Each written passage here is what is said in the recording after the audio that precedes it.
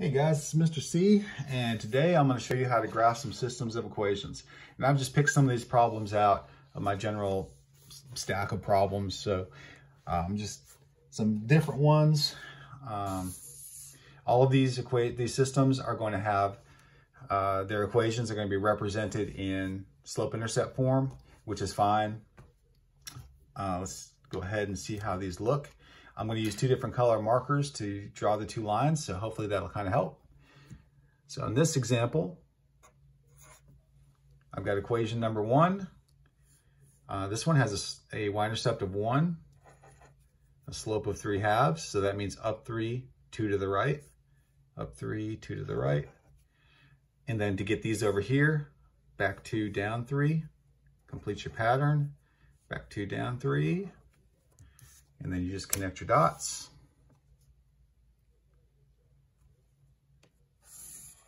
And I'm going to go ahead and label these lines because whenever I have more than one line on a graph, I'm just in the habit of labeling them just to make sure I know what I'm doing. Okay, here's your second one. Y equals -2. So what kind of line is that going to be? Is that going to be horizontal or vertical? Well, it only has y in it, which means for this line right here, all of the y values are -2 all the way through the line. Well, if that's the case, then this line would have to be right here, wouldn't it? Because if all the y values are -2, right, it doesn't really matter what the x values are because all the x values are going to have the same y coordinate of -2. So what that means is it's going to make this line right here a horizontal line. So where's the point of intersection? The point of intersection is right here. And that point of intersection is at -2, -2. Now, when you're graphing a system of equations, you want to make sure that you not only graph the two lines, but you also report out that coordinate right there, or that point with the coordinates, because that's actually your solution. So what this means is when you plug in -2 for your x value here, you're going to get -2 for your output. Here, you can't even plug in the x value of -2. You're just going to get -2 automatically, all right? So when you're getting these problems like this, more than likely, you're going to get answers that have integer coordinates, because when you solve a system by graphing, you can only do it accurately if you do get a solution that has integer coordinates. We call this a lattice point. And so all of these points on this grid that have integer coordinates are called lattice points. If it's not a lattice point where the two lines intersect, then all you can do is estimate what the answer is, and there's better ways to solve it than graphing. But teachers are more than likely going to give you, by graphing, answers that are going to have these integer coordinates. Otherwise, you have to approximate your answer. So let's do a couple more here. Let's try this one. Okay, this one, again, every time I'm going to label these 1, and I'm just going to do them one at a time. I have a 2 for my y-intercept. I have a -1/3 for my slope, so down 1, 3 to the right, down 1, 3 to the right. And I'm going to do this carefully because the last thing I want to do if I'm using markers is to mess up, because if I do, then I can't erase it. Back 3, up 1. But I am using markers because I want you guys to be able to see this clearly. So I'm going to have to be really careful about how I do this. All right, so, okay, this is where you don't want to be sloppy when you're graphing a line. I've seen way too many students graph lines by hand. Well, I can do it by hand. No, you can't. You can use a straight edge so that it's straight and it goes through all the points, because remember, if you mess up even by a little bit, you're not going to get the solution. Chances are good you're not going to get the solution that you need. All right, so here's your second one. Okay, this time we have a +2 there. Now see, I already knew that that was going to be the solution. And the reason why I knew that is because the two y-intercepts were the same. And so both equations are forced to go through that same y-intercept. That's got to be your solution.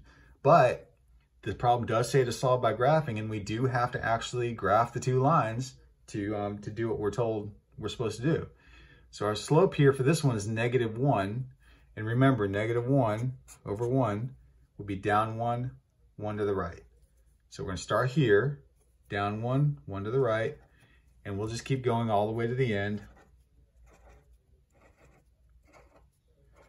And then we can go back one, up one.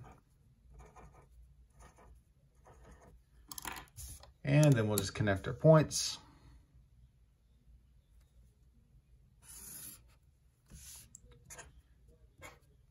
And this is number 2. I really should have labeled this as number 1 right there. I should get in the habit of doing that. All right, so what's our solution? Our solution, 0, 2.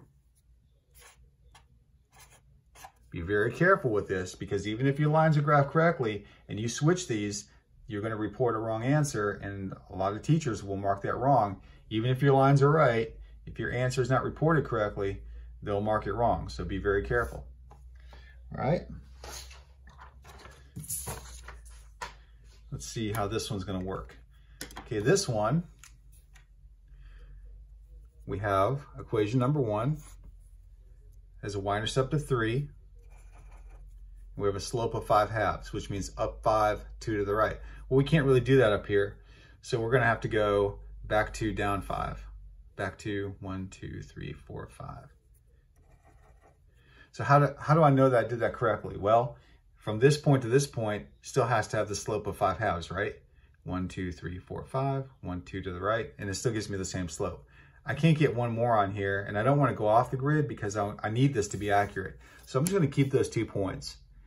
And I'm gonna go ahead and graph this one. Okay, there's line number 1. Now line number 2 is interesting because it has the same slope. So let's see what happens. -2 is our y-intercept. Up 5 over 2. 1, 2, 3, 4, 5, 1, 2. We can't get points here or here, so we just have to leave it at those 2. All right, so if 2 lines have the same slope, we call that what? Parallel. And so if those 2 lines are parallel, are they ever going to meet? And the answer is going to be no, right? So if those 2 lines never meet, you're going to have the answer of, you can't put an ordered pair because they don't meet. No solution. The system is inconsistent. And then if you want to, that's the symbol for the empty set, which means there is no solution to that system. All right. Take a look at this one. Okay, we got the first one. Y-intercept of 2. Slope is 4/3, it's positive, so up 4, 3 to the right. 1, 2, 3, 4, 1, 2, 3. Okay, we can go back 3, 1, 2, 3, 4, down. 4. We can do that one more time. Over 3 to the left, down. Okay, so since all of our lines are collinear, we can graph that. And that's line number 1. All right, line number 2, x equals -3. I know a lot of students too that would say, oh, this line has a slope of -3. No, it does not. What this means is that on this line, all of the x coordinates are -3, every single one. So if every single x coordinate is -3, it doesn't matter what the y values are. They're all going to have -3 for the x coordinate. And that's going to force this to be a vertical line that goes through -3 for x. It's very important to make sure that you know your vertical lines and your horizontal lines. Okay, so what's my solution? It's that point right there. -3, -2. -3, -2 is our solution. Always make sure you write the solution down. All right, last example. Let's take a look at this, see how this works. Okay, this time, for equation number 1, we've got a y-intercept of 6.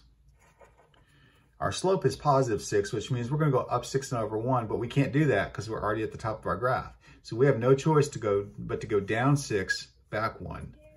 1, 2, 3, 4, 5, 6, back 1. 1, 2, 3, 4, 5, 6, back 1. It's very common when that kind of thing happens. And teachers will sometimes, and professors will give you these problems that do that just to see how you react. Okay, so there's equation number 1. All right, so let's look at equation number 2. Okay, this guy has a y-intercept of -4. 1, 2, 3, 4. And it has a slope of -4, so it's going to go down 4 over 1, right? To the right. But you can't do that. So we got to go back 1, up 4. And as soon as we do, we see that that's the point we're going to hit to be the intersection. Let's do it one more time. Back 1, 1, 2, 3, 4. And then we're going to go ahead and graph that line. That looks pretty good. All right, so now how do we report that point? Well, it's on the x-axis. Any point on the x-axis has a y-coordinate of 0 because it goes all the way down to 0 and then negative for y's. So that point definitely has a y-coordinate of 0. It has an x-coordinate of -1. So -1, 0. Make sure that when you get done and you report your answer that you don't switch these two coordinates up, because then you just kind of blew the whole thing. All right, that's it for graphing, solving systems by graphing. Remember to like and share and subscribe. And so we will see you guys next time. Bye.